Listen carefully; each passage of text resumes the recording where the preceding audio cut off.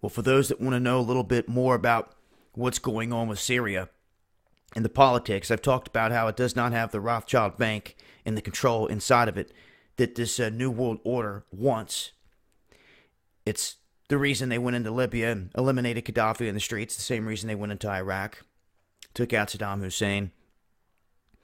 And Russia and China being allies and being big adversaries together, you can't just go at them single-handedly. So what they've done is they've created these proxy wars all over the place.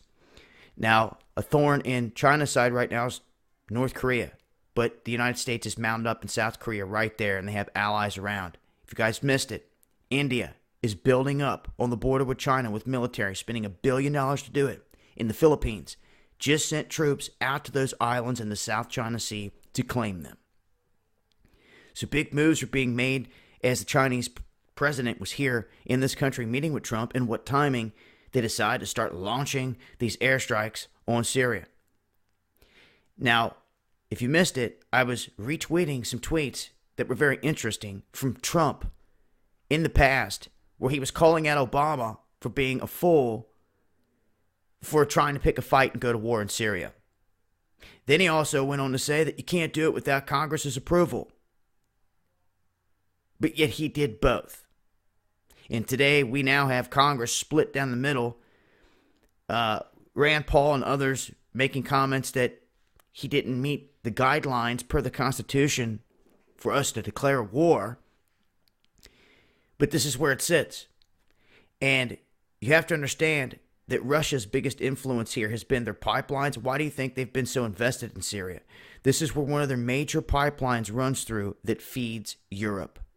That's economically, it's a lot of money that comes into Russia, and a lot of oil and gas, natural resources flowing into Europe from Russia. And I've always said if those pipelines were to get attacked inside of Syria, it would put Russia in a position to have to go in there and try to fix it in a war zone. And if the powers that be get it their way and go in here to Syria, where they can set up their Rothschild Bank and everything else, they can wipe out Damascus, which would be a biblical event, and get control of southern Syria, which they have not been able to gain control of thus far. They will be able to set up their whole pipeline into Europe that is backed by the U.S., and maybe you will see now why this place is of such interest.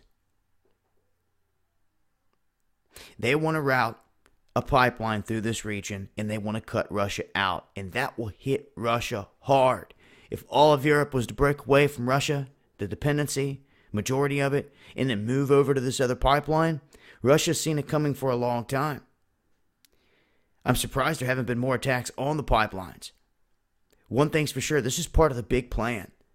It's in my belief, at the top of the list when they're going into these places is because of the ancient stuff that is there.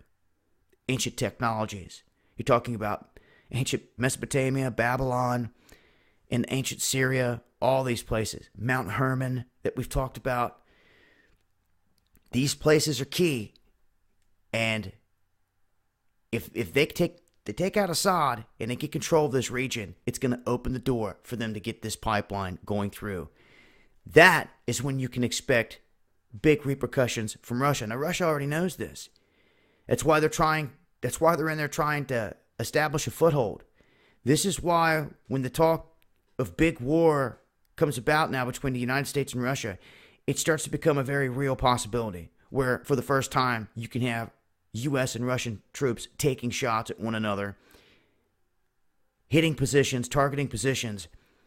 And, just a month or so ago, it was all this talk of Russia and the United States working together to beat ISIS and the boogeyman. Well, the boogeyman's created, and these world leaders know it. And at this point, they're using them as a tool. But what I wanted to do in this video is primarily point out the plans here for the pipelines and show you where the Russian pipeline is running and what they want to do with this new pipeline.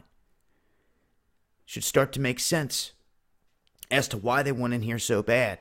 And they have to get into this area specifically to pull this off. And it's an area they've been having trouble with, obviously. So I would keep an eye on this.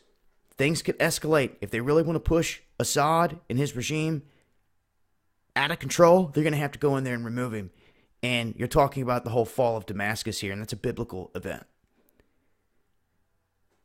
But a look at what's really going on here, some of the bigger picture. I will leave a link, and I'll continue to update with more as I come across it. It's been Dabu7. Eyes open.